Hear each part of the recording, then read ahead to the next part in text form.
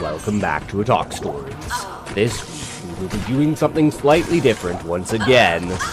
Welcome to Diablo 2 Resurrected, Hidden Lore Stories. In these episodes, we will be looking into the deeper parts of the quests in D2R. These, I would call mini-quests. They exist in the game, but only the lore behind them hides in the stories told throughout Sanctuary. Today, we will be delving into the story of Bloodraven and her lieutenants. Last time on Dragon Ball Z, I hunted down the evil that claimed that den. I drove it from Sanctuary with my fists. Not even the need of my feet. It is folly to believe claiming one evil is more than a small step on the path to freeing Sanctuary from this darkness.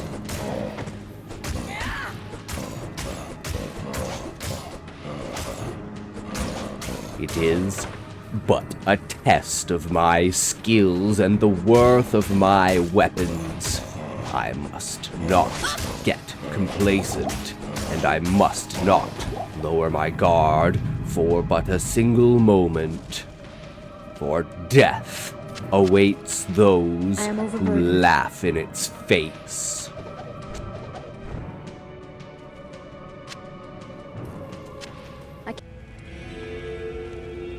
As I press deeper into the territories of the damned, I must consult Charcy for a word of weapons.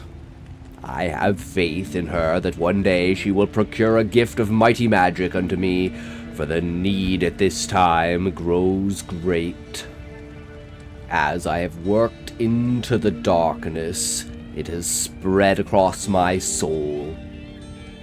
I fight it, and I will use its powers against itself. Draw it into me and consume its control, devour its hold, force it to bend to my will, the will of a Nephilim. With newfound vigor and resolve, the fight through the lesser ranks to the shamans to the leader, Bishibashi.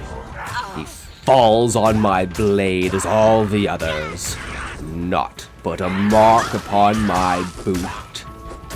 With newfound strength, I claim more power, feeling my muscles stretch and fold as they grow denser with each strike. Asha has told me, one of her sisters, that she trusted above all else, as close to blood as a true sibling. The death and decay of the world seeped into her, corrupted her. She fled in the night with a few of the greatest warriors, Cold Crow, her husband Ash Crow the Hunter, and several lesser-named lieutenants. Her name was Bloodraven. She was the second in command, one of the strongest of the rogues.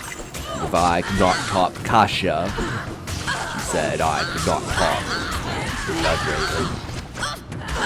But to weaken her, I could find her disciples and siphon off her power by killing them. And the several lesser-named lieutenants, starting with Spirit Horn. She was first among them, they say. Her songs used to light the fires of your heart. Now the horn only blows chaos on the wind. I will hunt these monsters down and thrust the light of the high heavens upon their skulls as I grind them to dust. Skill has nothing to do with it. An assassin at range is at a disadvantage. I require the element of surprise to drop in on my enemies from behind their backs and slit their throats until their heads roll. I must thin their ranks, lure them into the corners, turn their backs on me for 1 second, and they shall be no more. Deft steps and steadied breath I weave through the arrows, ignoring those which strike into my limbs and forge blood upon my flesh. Mixing with the demon blood I have spilled, empowering me more from the darkness. I must not fall, I must not waver from the path, for the pain is great. I must tread on, for the reward is far greater. Salvation of the soul, eternal rest. I am not ready for that yet, and perhaps I am not ready for this. It is not my strength that wavers, but my strategy. New options must be observed. Do not force what can be coaxed. And so I run. The magic of this world runs deep within its metals. These armors and weapons carry the very soul of hell and heaven within them. Unlocking the potential of these metals is a natural gift of the Nephilim. With the sparks of power from those who wield the will of heaven, forge life into those powers. Charcy will be of great import for maintaining dominance over the dead. Rejuvenated by the spirit crushed and lost beneath the surface of evil, it calls to me in the distance. I have donned it. Hatred and ire for striking its mate. Ash Crow the Hunter. In the world of Amazons, this man would not stand beside them. Falls to my blade as the flesh that had fallen from his bones. The taunts I shall play for his wife will not be sung in taverns, but in graveyards. Bloodraven will sing them.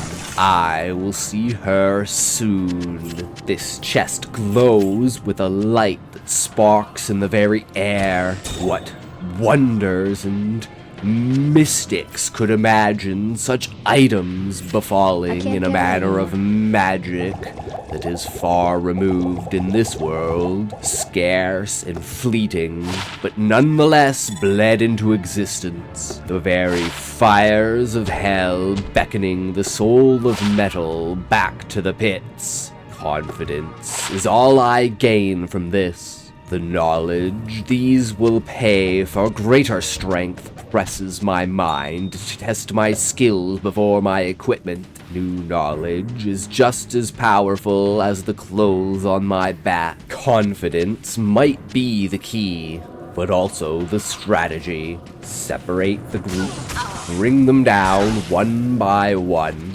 single out the leader, crush her beneath my feet. I taunt her with her husband's bow and skull, a fury in her to take the wind from her sails. That one moment is enough to end her. I almost pity it. Even the dead call for comfort in their lonely desires. I will call you worthy opponents as I grind Bloodraven into the ground. Before I confront this abomination of darkness, I must prepare more. If Gold Crow was a challenge, Bloodraven will require much more preparation. I have heard she can summon the armies of the dead, revive them around her. I have been searching for a way to defeat the dead for good. Burn them to ashes with a fist of fire so no remains can be claimed. My knuckles are bare with the jewel singing my name, Jibbooma. The glint of the jewel embedded in the rosary of gold would be a guide for my eyes and a distraction for my enemies. And this coat upon my back, I feel the light on it. It is woven to clasp lightning in its threads. With my new gained skills, I track down another worthy foe.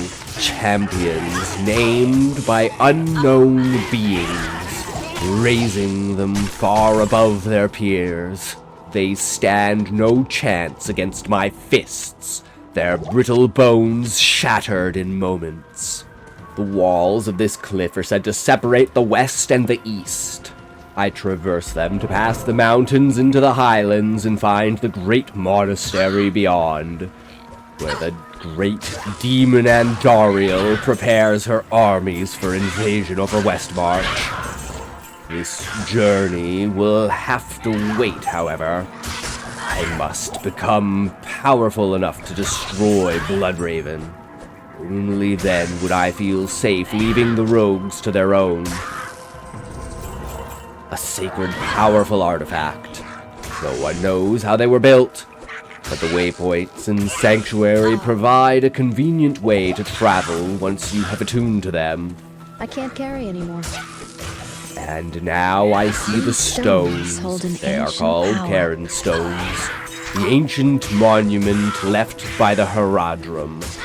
This puny creature that guards them is no match for me. The time for confrontation has come. I have forged my fists and feet into weapons of war. I have defeated enemies taller than trees and smaller than mice. All fierce and formidable. Yet I have overcome them. The grave of the high heavens bless... The grace of the high heavens bless not only my flesh but my spirit, guiding me towards my fate. A new helm to mark my skull, a new vision to temper my will. As an assassin, to take a strike from an enemy bears consequence, as we have been trained to never play fair. Use every subversion and tool at your disposal to complete the mission. The only shame is in failure, a gamble of sorts, to press upon my mind the importance of personality and understanding, feigning ignorance and capitalizing on folly. I have met my match at this with Geed. The man is a marvel. I would say he has Nephilim blood, but for the fact if he did, he would not use it for the others, but for himself, the clear sign of the damned. Here he stands, free of will and full of flesh, the only evidence you truly need. And if he knew what these medals held, perhaps he would not release them so easy. But to men of his stature, only gold can conjure the heat in his heart. Now, with a tally of strength measured against my foe, these fine souls hope riding on my shoulders. These fine souls hope riding on my shoulders. I will defeat Bloodraven and save this encampment. Then the world.